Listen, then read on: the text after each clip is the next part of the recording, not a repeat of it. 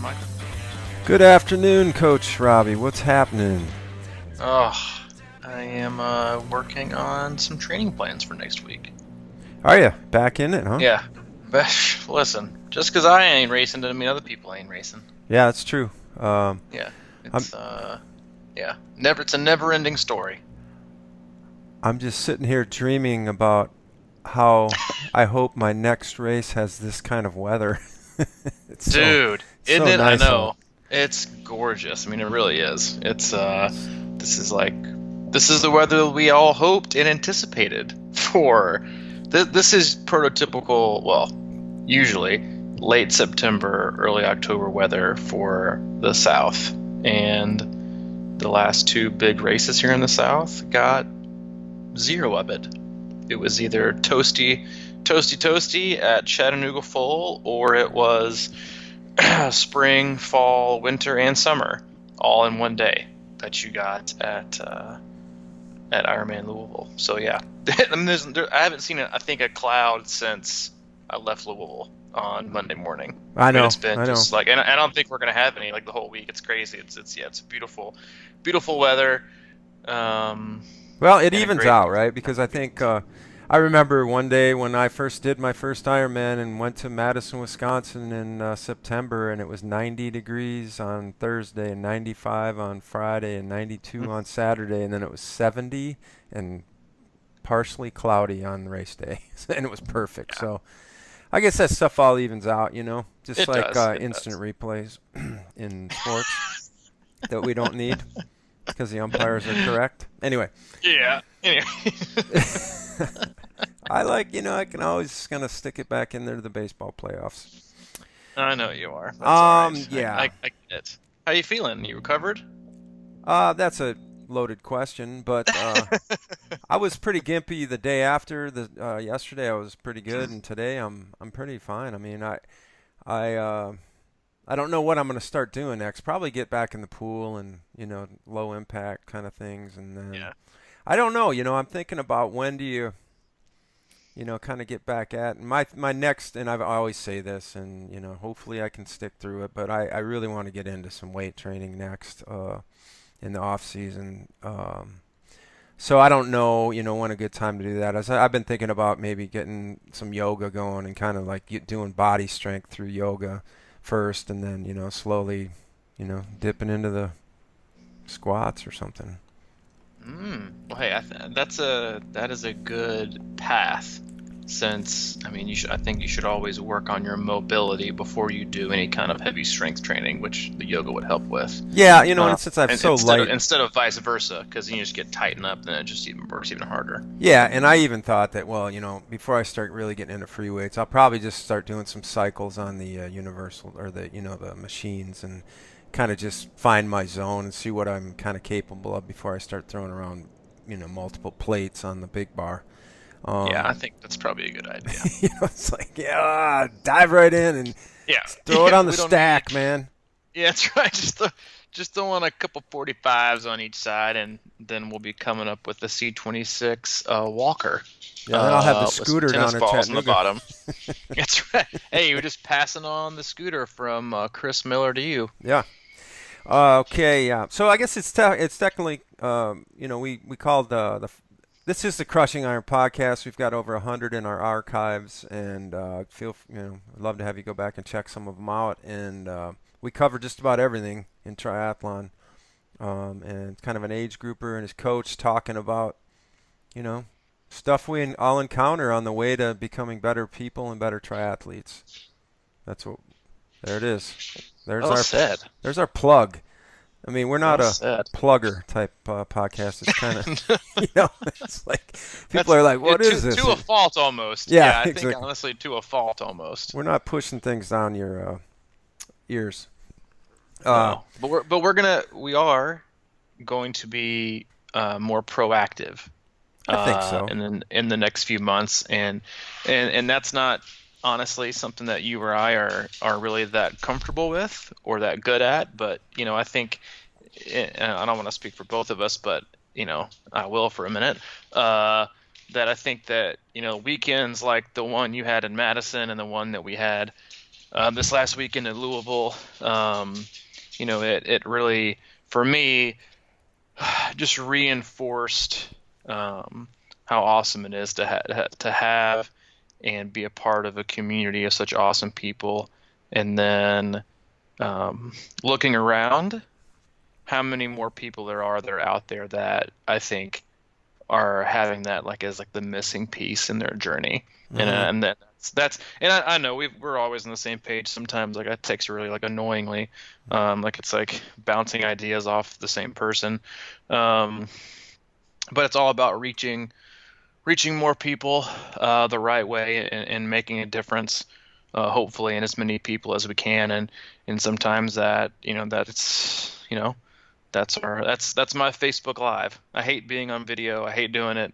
It's not something I'm comfortable with, but in the grand scheme of things, if it helps us connect, not us really connect with more people, but allowing other people to connect with more people is something that I think you and I are both very passionate about. Yeah, I think that's it. And we talked about it a little this morning, but just keep we had a great time. It was a great showing. A lot of good stuff going there. But I think there's always going to be little ways that we can fine tune and make it even more valuable of an experience. The race weekend and or the training process through connection and meeting other people and hopefully making really good friends.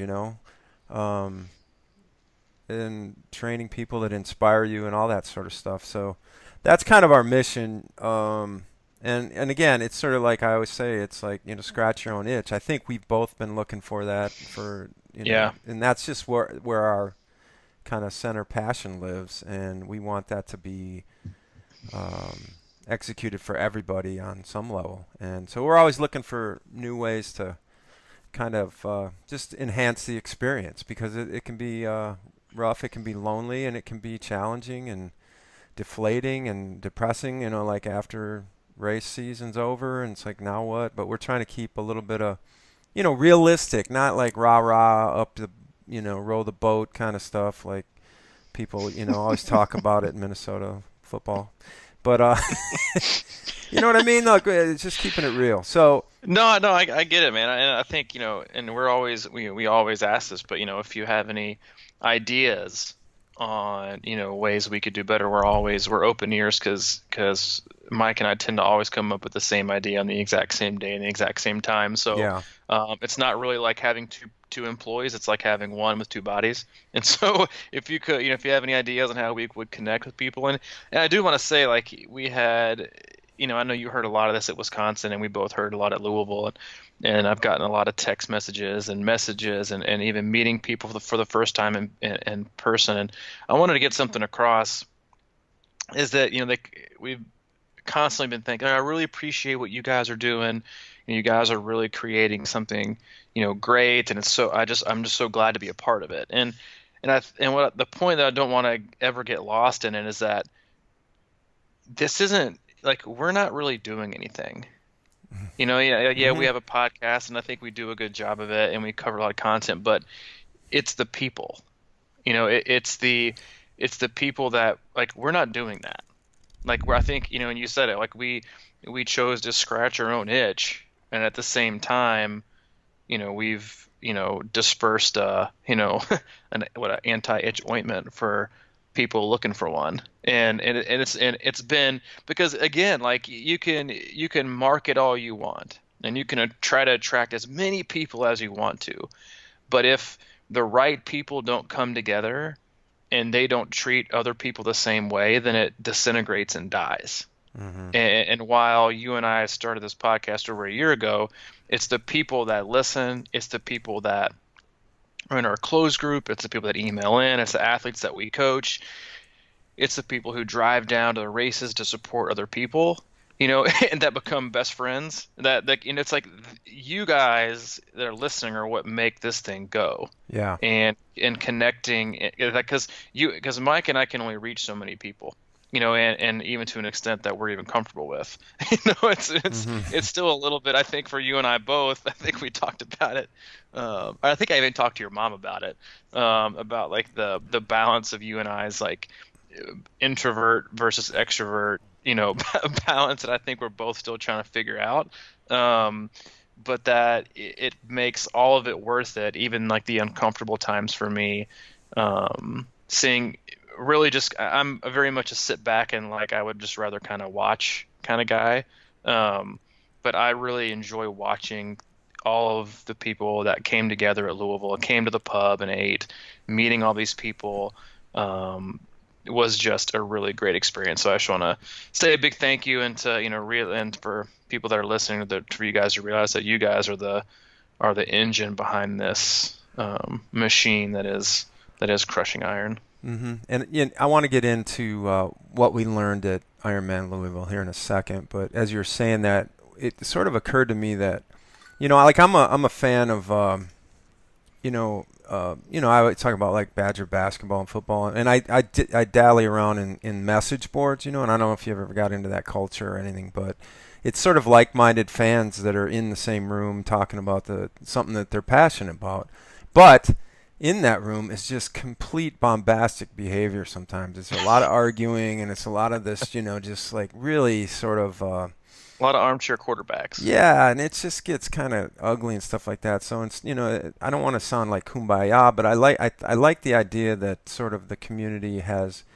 become sort of a support first kind of, angle instead of like, people like acting like they know everything. And, and it's like I hope that that's sort of how we put it out there is, we have thoughts and ideas, and that doesn't make anything gospel, per se. And it's like, to me, that open mind and that non-judgmental sharing kind of aspect is really crucial. And so it's sort of in a way, it's kind of like a message board community with tons of positivity. Yeah. Um, and okay, so what do we learn up at Ironman Louisville, man?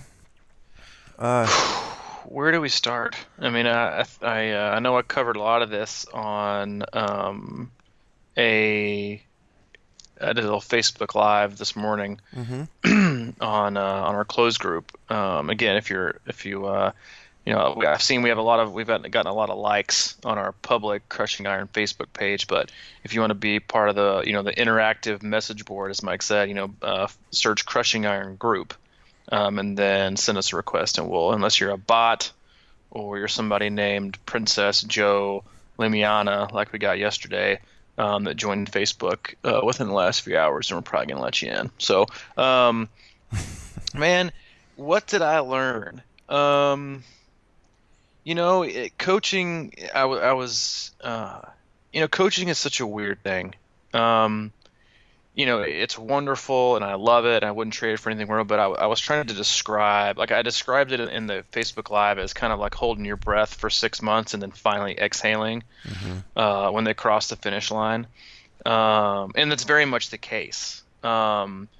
But for me, I gave this analogy to this person I was talking to, and it's very much like painting a picture with your eyes closed, Huh. and then on race day you get to open them and just see exactly what kind of has come together, and then you get to see it and then enjoy it and soak it in, and then the next day you start over again Yeah. for the coach, but those minutes and those seconds in that day, it's what carries you through from a person like me. Because I think honestly, Mike, I think one of the biggest things that I kind of came to understand, not just about my athletes but about myself, is that I don't. You can be an analyzing data number coach, or you can be an athlete coach.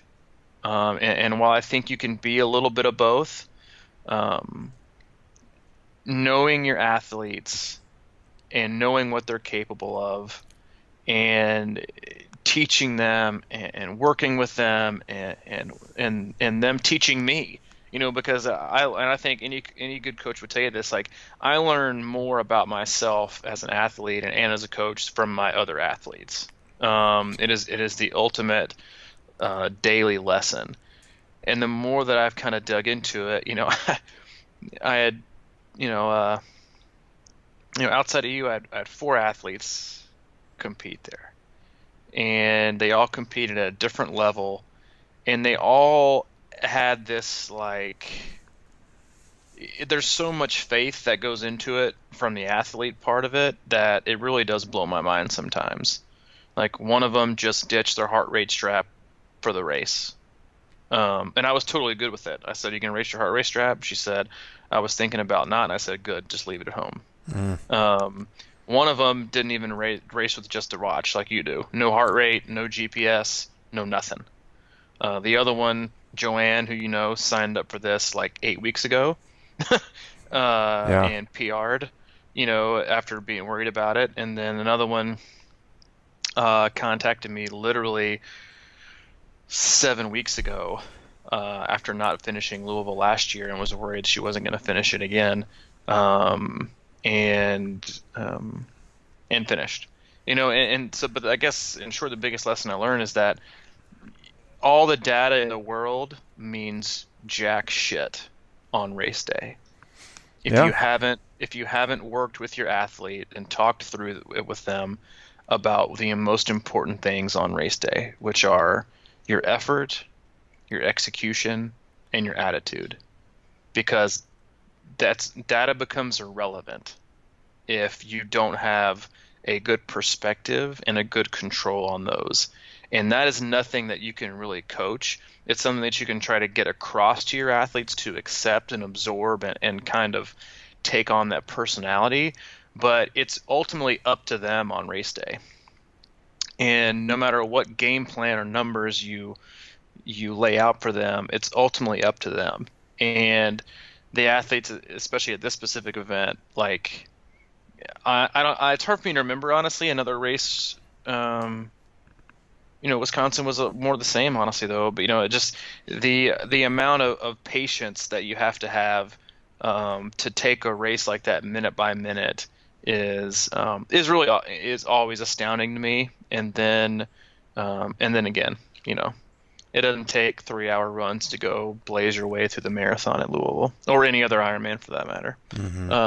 But like I said, I always tend to, I never doubt I never doubt my training or philosophies until race day, which I think is common. You know, it's athletes do the same thing. They never doubt their training really until the week before, and then it kind of all. But to watch it all come together, it's always special, and um, you know, it reaffirms, you know, that knowing your athlete as a person and having that relationship with them means much, much more, not just on a personal level, but when it comes time when push comes to shove on the race, your athlete has to trust that you told them what to do versus what their Garmin says. And that you have to allow them the opportunity to even not know what the Garmin says and trust that they'll make that decision. And if you have them married to, or in my opinion, held hostage by their GPS all training, then they will more than likely be held hostage or succumb to their GPS device or data or power or whatever you want to on race day. As a coach, there must be you have to surrender on that day completely. You know, that's got It's to a be the hardest part. Is that blind faith? Is like, okay. I mean, it's got to be. You know, you're sitting out there and you're probably, you know, what I kind of learned is it's you know, there's not a whole lot you can say to somebody when they're on the course that's going to matter. You know, it's like you know what I mean? It's like you can run along with somebody and tell them all this stuff and whatever. You know, if I suppose at elite levels, if you got like, hey, you're 2.5 minutes up and you got to do this and that and whatever. But you know, it just comes down to, like you're saying, executing. And you know, once you're in your body and you're about halfway through that marathon, you know what's up. You know, it's like Mm-hmm. it's just all you can do. And so, in a way, I learned again that doing Ironman is hard. It's pretty damn hard, man. And it just comes down to really, like you said, your attitude and really being able to just sort of like be in that moment and get there step by step, because it's just you know what your body has, and if you can kind of just hang in there, maybe it'll come around and change or whatever. But um, it's just a very difficult thing to do, and you know, at least I'm figuring out to my, I guess, illusions. I or delusions or whatever I may say. It's like I always go into these things that seemingly a little bit, and we talk about it's okay to be undertrained, but sometimes I go a little bit on the extreme with that and Hmm. expect a little bit more than I think I'm capable, and always sort of look at it as like, well, maybe lightning will strike and I'll just nail something. And Yeah. it just happens over and over and over where I get to about mile 10 on that run and I just start crumbling. And then I just got to suck it up and finish. And while there's a lot of value there for me, and I really do look at it differently every time. It's like, wow, I'm not disappointed in my race. I'm proud that I actually was able to hang on and put in a decent time and just finish something like that. That was incredibly difficult. And now the key for me is to take that into different parts of life, whether it be with our business and keep pushing and finding new ways and having the courage to try new things and to put ourselves out there and what have you. But like again, I think and I think we'd be remiss if because I've been sort of watching conversation and the talk about the day, of course, is the what happened with the weather, and we talk about you can never control those variables. So how are you going to react? You can't plan your race based on perfect conditions. And there's been a lot of talk about just the extreme conditions in there, and I don't know if you had any new thoughts on that about I was talking to some people that were just had a really tough time in the water, right? And how that can dictate your race and moving forward, and how that bike, that cumulative fatigue. We talk about it over the course of training, but over the course of the day at Ironman is another, big monster. And it really hurt. I mean, it was really a little bit amped up. You know what I mean? Yeah, yeah, I agree. And you said that, and it kind of that was I don't know if you did it on purpose, but you probably did. But if we could look at Ironman, a 70, whatever it is, I hate. If I keep just saying Ironman, we just send me an email or text and say, shut the fuck up and quit only making it about Ironman, no matter what race you're in. Because I do that a lot, and I don't want to. Sometimes I feel like I diminish other people's desires and abilities and achievements that we tend to go that way sometimes. But No, because if it's you, all relative, and I think that's a yeah, very, very, very key point. yeah, and it is all relative, and so forgive me if I did that in the past. It's something I definitely want to work on. But for the conversation for this is that if you literally just treated your entire race like you did the swim, I think you'd be in much better shape. Because for me at Louisville, I took it as a buoy to buoy swim. Hmm. I couldn't see the whole 2.4. I could barely see the next buoy. Yeah. But so I was doing whatever I could to make sure that I did what I had to do to take the straightest line, to make the best choices, to be in the best position, to get myself to the next buoy. And then when I got there, I did the same thing again until I just incrementally got 100 meters at a time, whatever it was, 200 meters at a time, down all the way down the line. Before I knew it, I was at the end. And I couldn't even. I mean, I could definitely go back and talk about because it's the kayak situation.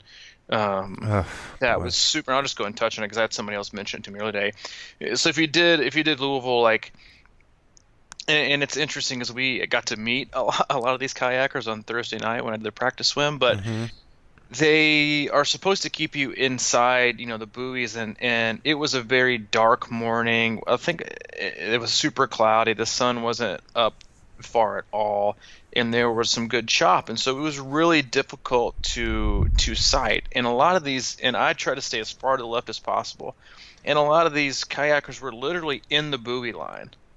And I know that they have to kind of sit in a perpendicular fashion so you can see them. They don't want to be, parallel because then it just kind of jut out. But there were many times where I had to just go to swim out of my what I would consider a perfect line. What I don't have in speed and swimming, I make up for in my navigation. I take the straightest lines possible, and I just kept getting annoyed. I was like, why am I having to move out of the way and not only out of the way, but far enough out of the way because if a little chop comes, I don't want to get the end of a kayak to the temple. There lies Robbie at the bottom of the Ohio. Yeah. That's it. And it was super annoying, but I was like, all right, I can choose to be annoyed, or I can just choose to get to the next one and get out of the way. And I think that's what the day is. And another athlete I spoke to earlier was like, Ironman is just a minute by minute decision making process. Um, but I think that ultimately what you said was it's how you manage your attitude. Because I think what oftentimes is, I think what you said at the outset of this question is when you have these time expectations, you you become almost offended Yeah. by the wind, the weather, the volunteers, the chop. And you're like, what the fuck are you doing? Like, I've got this goal to meet. Get out of my way, or what's happening, or the world's against me, or Mother Nature hates me. It's like you literally feel like you're offended, and then you're like, well, wait a minute. Um, this is ridiculous. But that's how it negatively affects you when you start out a race with, I've got to swim this or I've got to bike that, and that's what happens, and that's what ruins races. Not just with your attitude by feeling almost offended. Like, does that make sense at all? I don't know if it does or not. No, it does. Yeah, and you find it as like I said, sometimes I use like a little bit of anger like that as fuel, but like when you have to keep using it over and over, it's like, going up one hill might be all right, but after you overpower six of them, that's when you're going to be in trouble. So it's like, Yeah. a little angst burst here and there can kind of push you through it. And again, yeah, it did start back, and I just want to finish up with a thought on that swim too. Is that I I apologize because we were kind of suggesting that if you're a right breather to stay inside on those buoys on the way down, but you just couldn't get in there. They weren't letting you, and like a kayaker yelled at me to get off to the right, and I swear I would have swam by the buoy and rubbed it maybe with my left shoulder. I was on the perfect line, and I had to do the similar thing where you kind of just had to go out a few strokes to the right just to get around the kayak. And it's interesting because I was looking at CC shot video this year of up towards the turn buoy from the pedestrian bridge, and there's nobody inside. And I have video from the last year when I shot video, and there's tons of people on the inside of that buoy line. Mm-hmm. So they must have been under some kind of mandate to keep people out of there, which I guess is what they want to do. But it's kind of unfortunate because I don't know. Maybe it's technically shorter in there or something. Yeah. And they didn't want any of that kind of stuff happening. That crossed my mind because I swam in there last time and I was not a wetsuit swim and I was faster by 5 minutes, and I feel like I'm a better swimmer now. So who knows? Maybe it was a shorter route inside because I did go a little bit further, I think, than the distance. But anyway, I don't know. It was just kind of weird because I heard those kayakers the day before discussing that stay about 20 yards on the inside of the buoy, and the other people will stay about 40 yards on the outside of the buoy in the main channel. So I thought that was going to be an open option, but it definitely was not. Yeah, and I don't think that, and I think again, sometimes we have, while I think the volunteer support is generally just outstanding, I think that a lot of times you get not the most experienced kayakers out there, Mm-hmm. and to be fair, the conditions were probably not something they were prepared to deal with, No. in terms of navigation and holding a certain line and stuff like that. So, but yeah, that was definitely. But yeah, anyway. But it's that, and you said it, like when it's like coming into contact with somebody, whether it's a personal, professional, whatever, like that, that they're not angry, but they're trying to make you angry. And if you get angry and retaliate or get flustered, frustrated, like they win, and that's very much what happens during a race. Is somebody might do something and they literally probably had no idea they did it to you, Yeah, whether it was cutting you off or doing this or doing that, and then you let it, and then the only person it affects you. And so the more frustrated you get, it negatively affects you. It doesn't negatively affect anybody else, but those always catch up with you yeah, down the line, like you said. The surges on the bike and the little we all make mistakes. triathlon, very much life. We all make mistakes, and no race is perfect. Um, but it's who can make the least amount of mistakes.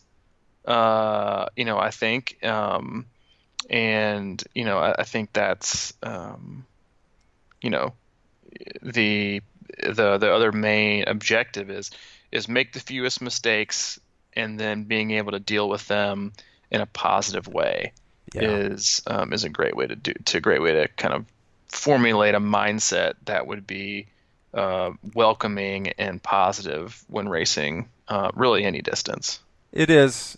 On the bike, I was kind of aware I was trying to pay attention to my reaction because there are just silly little things that happen on, whether, like you said, somebody kind of cuts you off or they just hang out in sort of in a blocking fashion, or, on your left means going into the other lane and cross like the rumble strips or whatever, and I was conscious this time of like I made some of those same mistakes. Like I found myself in the lane, or I kind of turn.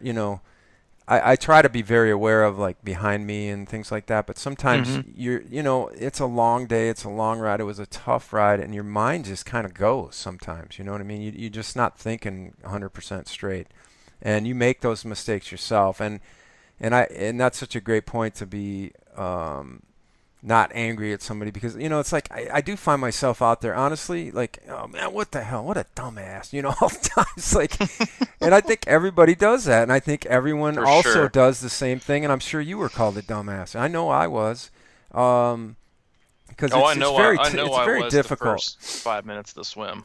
Yeah, it's very difficult to kind of be perfect and completely gracious and I don't know, respectful of everybody out there, whether it be even the run, it's like, somebody kind of doesn't move out of your way or whatever. It's just like, I don't know. I just find you so that is the kind of stuff that I really work on trying to let go, because it's really not that big a deal.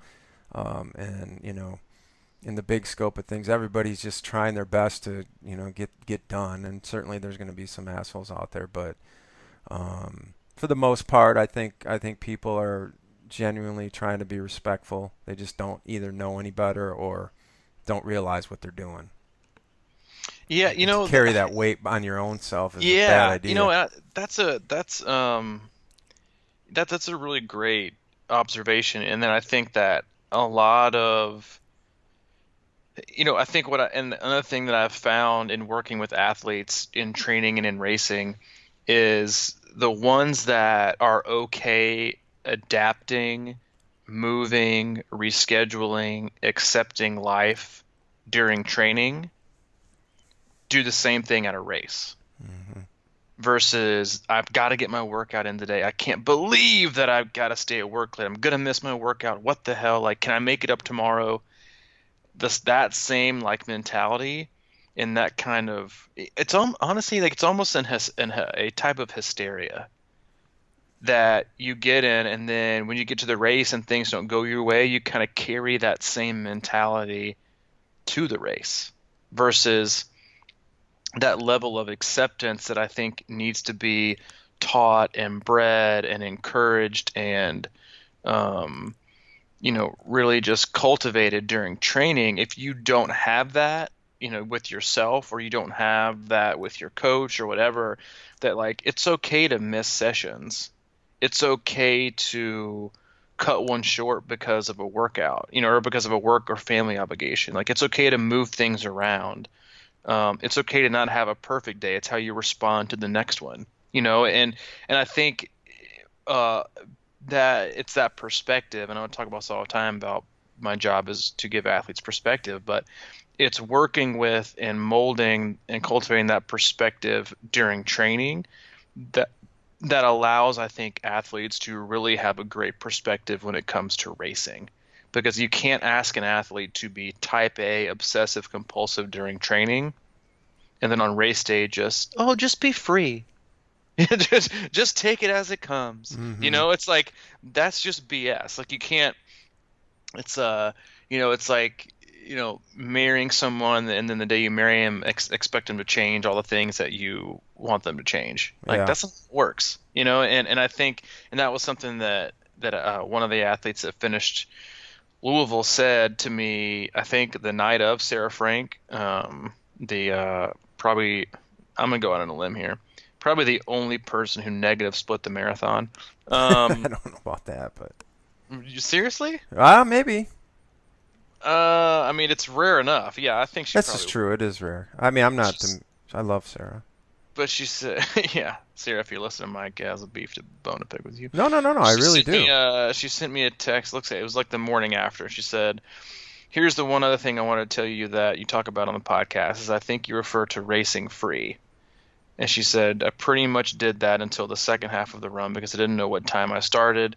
I was too busy focusing on survival on the bike. My bike computer wasn't working, and I didn't want that pressure on myself the first half of the run. It Hmm. was nice knowing that I was giving it and doing the best that I could." Mm-hmm. And isn't that what the whole thing? It's like, but it's that you can't ask somebody to race free, um, if um, if they don't have that mentality, or they don't train, not train free, but train with the perspective and understanding that flexibility and real-time adjustments are just part of life, and your race is just a microcosm day with a medal at the end of that life. Yeah. Can I just say that I saw Sarah and Erica both a lot or a few times on the run for sure, and I was I felt like I was in hell, and they looked so. I've no, I don't. I think they were the happiest two people I saw on the race course. They were just vibing, man. One day, I know it's crazy. It was awesome. They were just like, it was kind of funny. Yeah, Like, Virginia people, bunch of smilers. yeah, they were awesome out there. They were really enjoying it. I mean that. You could just sense it. And so, Well, I think I saw Erica mention something like that on a Facebook post that she wanted to smile like Ross. mm-hmm. And that was such a great analogy. If you're not familiar with Ross, as another athlete that we coached that was like just super smiley at Wisconsin, and had a awesome run. Yeah, and we have a podcast with Ross. So go back and listen to it if you want to learn. It's a really yeah, great he's story. got yeah. It's You said called it. When it turned into triathlon when life turns on you. It's in the archives. I can't remember the number right now, but Yeah, I think it's in the 30s, 40s, but yeah, incredible man, incredible father, and a great story. But yeah, he had this run, and it was just, I think a ton on gratitude and the fact that he felt good running and just the whole thing. But it's your attitude, and that's the one of the few things on race day that you can control. And I think it just has a unique um, quality and impact on your performance that I think we very much undervalue a lot. you know, I have to say that I think that's 100% true because I think I did not do enough of that. You know what? I think a lot of us probably do what I did, which was I was very cautious on the first lap, but in the back of my mind, instead of just letting go and just running out the whole, just not worrying about it, but I had in the back of my mind, I was just kept waiting. You know what I mean? I was just sort of, instead of letting the race just be there and running and being free, I kept waiting for my legs to give me a sign, and then I started falling into that trap. Like, and I just wonder if that may have had an impact. It could have. You know, Um, yeah, I mean, it that and the fact that definitely. I was undertrained.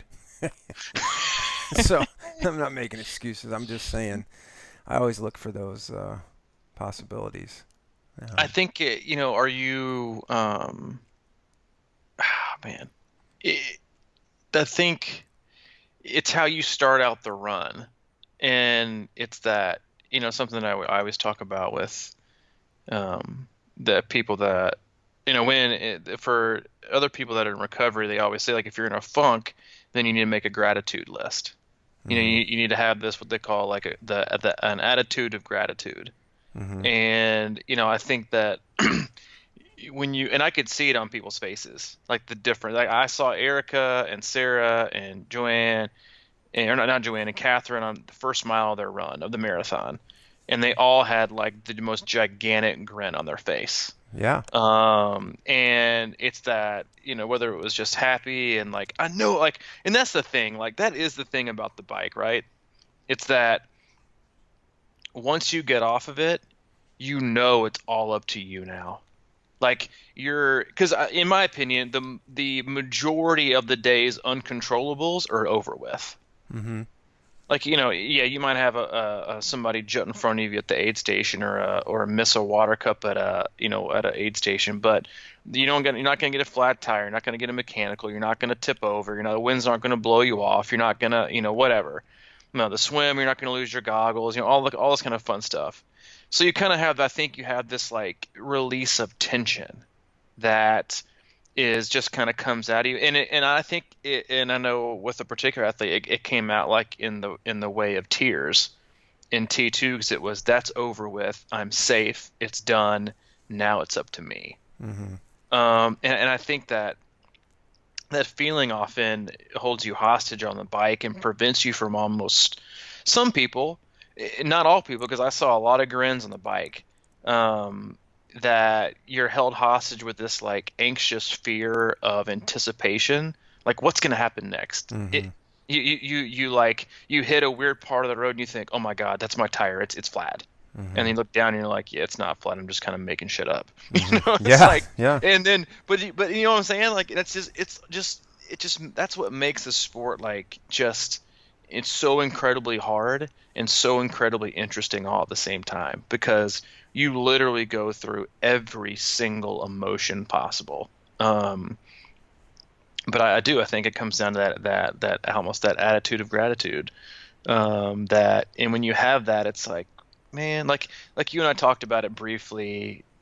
I think just you and I in the hotel room was like what really is wrong right now? Mm-hmm. Yeah. Could we nitpick a million different things going on in the world right now? Sure. Lots of imperfections, lots of things, but you sit back and in a like, I think we'd like to make our life bigger than it really is. Um, like, but you look at it in like a small window of what daily impacts your life. Like today, for example, I'm driving down the interstate. I'm heading to pick up Hayden. I look literally in the rearview mirror, and about 30 feet behind me, there was a horrific two-car accident. Oh man. Slamming into the median, the concrete retaining wall in the middle. I called 911, even though I wasn't stopping, obviously, but I knew they were going to need something. And it's like, and I get off the exit, and I was texting Allie, and literally I was like, just grateful that it wasn't us. And then you look at like the rest of your life, and you're like, man, like there's just so much to be grateful for, instead of just bitching and moaning all the time about what's not right. It's like, what are you doing with your life that is right? Yeah. And I think that's what kind of going back to the triathlon part, is like, what are you doing to reward and take advantage of what's going on in that moment that is right, that you're feeling awesome, that your race is going great, that it's like you're on the bike but you're expecting things to go terribly, when the reality is you're just dominating. It's like, you're not even getting to enjoy that because you're so worried about the negativity, or somebody else, or a missing an aid station, or somebody crashing into you, or having a flat tire, or all these nitpicky things, when you're losing how awesome it's supposed to feel with what you're doing. And again, it comes back to something you and I talk about all the time, and that's just being present and what's actually happening. Don't my sponsor always told me, don't live in a problem that doesn't exist. Yeah, that's And I mean, think, it's a, yeah. yeah, that's a whole, I think that's a whole topic. I mean, I think I just read a little thing this morning about how a lot of us, especially, and it was mainly based in this country, that a lot of people here, and I think it's just because of a lot of things, a lot of factors, the media and the social media, and the way that a lot of us live in a kind of a constant state of mild paranoia, like something's going to go wrong. And I totally agree with that. It's like, if you think you Dude, watch I news totally agree with you. It's so freaking annoying. Yeah. It's like, Yeah. oh. Anyway. I talked to a buddy this morning. He said the power went out in his area, right? And the first thing he thought of was, man, I better get gas in case I need to get out of this city. Oh God. I just laughed because I had just read that article, and then he came in with that, and I'm like, really? You know? But I think that is, like you said, the microcosm of the race being part of life. It's just a natural tendency. And I'm the worst. I'm not the worst, but I'm damn close to the worst probably about worrying about stuff, and not enjoying it, and that's all I try to, and I think sometimes the more I harp on trying to not be paranoid, I think the more that it kind of, loops in your head, like that's why I don't sleep that well before races or whatever the case may be. Yeah, because then you're paranoid about not being paranoid. Yeah, paranoid about like, well, why am I not worried? Why am I not psyched about this? Why am I not like going through every single stroke of my swim right now in my head? And then at what point do I feel like I'm going to be okay? And then at what point can I turn it on? It's like, just swim, dude. Just ride the bike, and quit being married to the clock and all these things, and just like let it happen. But I do think I do, Mike, though. I think there's a healthy balance. Mm-hmm. And that was something that as I was sitting in that godforsaken van for like an hour, waiting to get taken back to town, and regretting every single minute of it. I thought back on things. I was immediately analyzing my race, and because I think that there's a difference in being relaxed. I think relaxed and prepared mentally. And I think there's that fine line in having that, like you've gone over the game plan in your mind, you know what you're going to do, you're going to stick to it, you're going to be firm in your patience, you're going to be exact in your execution, and you have this mentality, and then you're just going to relax and let it flow, Mm-hmm. versus taking kind of a nonchalant approach to how free you're going to be. And I think I took a little bit of that into the early parts of my bike, and it had nothing to do with with my mechanical, but I think that just because I always look at overall preparation, I know that going into the next one, that I need to take more time just to myself.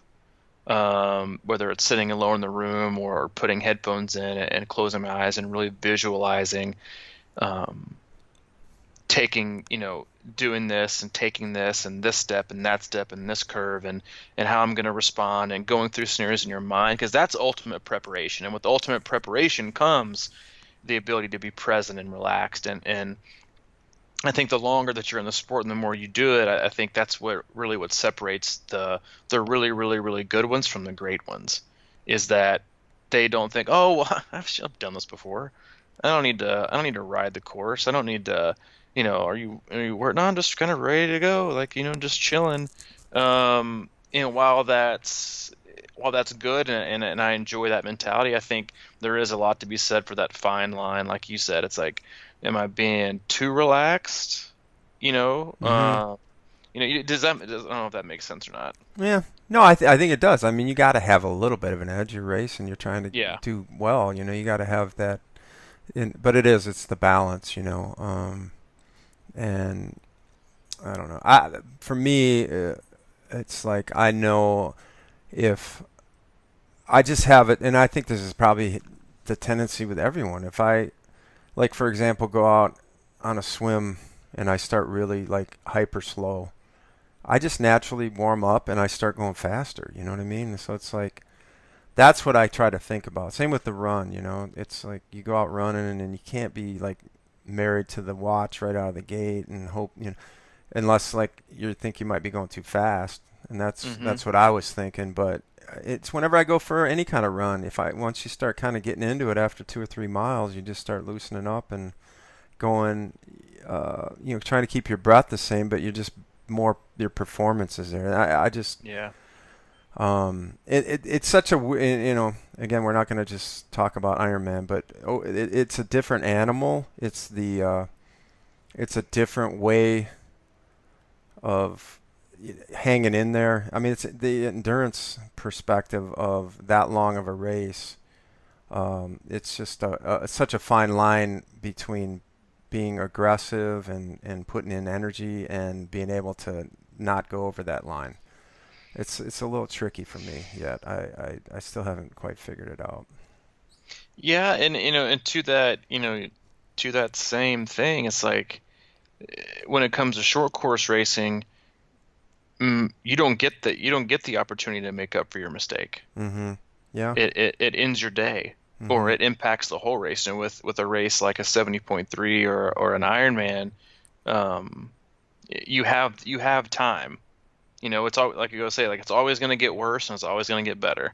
You know, Right. with short course racing, sometimes it is over, per se. And so, yeah, I think there's so many things that are alike, and then so many things, good and bad, positives and drawbacks, that come with that.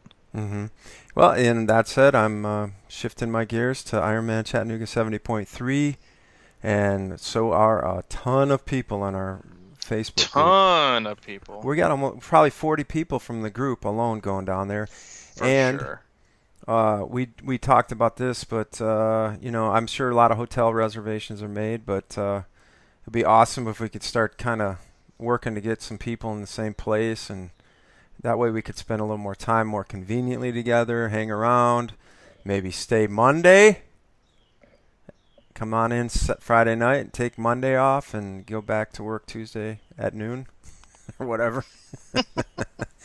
I mean, I'm just throwing it out there just to plant the seed. Yeah, yeah, Let's just celebrate stay our race Monday. together on It Monday. should be a pretty Of course, a good, half is a little bit different. You could still leave yeah, Monday because we'd be done, earlier in the day, hang around exactly. Sunday, and then leave, Monday instead of Sunday, and leave at noon on Monday. Take Monday, and we'll do breakfast, and Yeah, yeah, I think we should. Yeah, I it's think we reasonable. should take that to the board of directors. All right, we agree. And yeah, I think we'll put this maybe a little more concrete tomorrow, but we'll come up with a hotel that we really like. I already have one in mind. Hmm. Gonna have free Wi-Fi and free breakfast. I mean, that's hard to beat. Yep.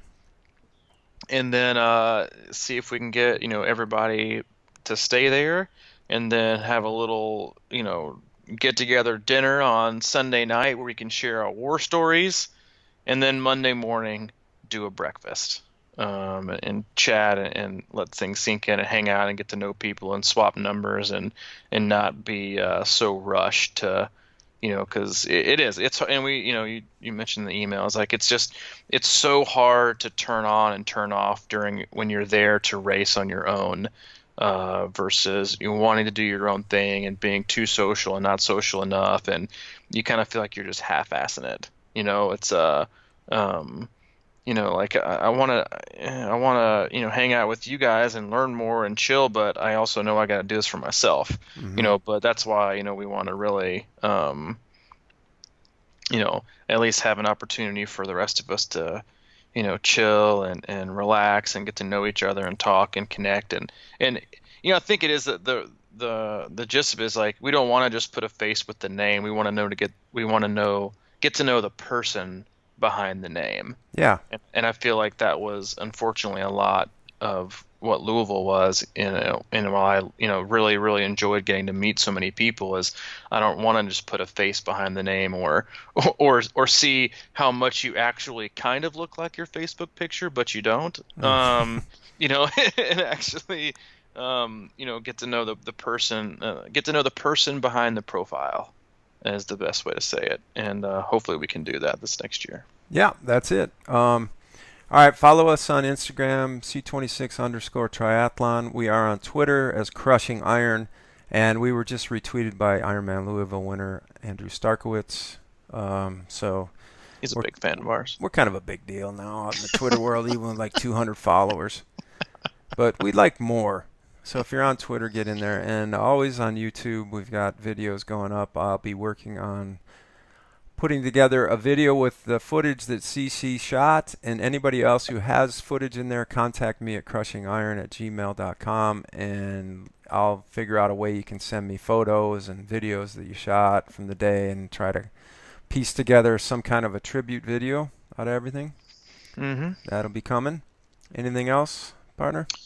No, if you, I know we've had a lot of inquiries here lately too. If you have any interest on either coaching or training or camps or swim analysis for the remainder of this year or next year, you can email me at c26coach@gmail.com, or you can go to the one-stop shop with all the info, which is our website, all things Crushing Iron, all things C26 Triathlon, and that can be found at crushingiron.com. There you go. And once again, join the closed group at Facebook. Crushing Iron Group is your search terms, and that's it. And you're bound by those search terms. Yes. Okay. Until next time. That's episode 114, I believe. Or I mean 104. I was gonna say I didn't know you I put up a fired me few for on my 10 own. episodes. I was gonna say. Yeah, solos. Episode 137. Whoops. Yeah. All right, and we will check you next Monday. All right, we'll have some good stuff coming out Monday and maybe over the weekend. All right. See you, dude. See you, man. Bye.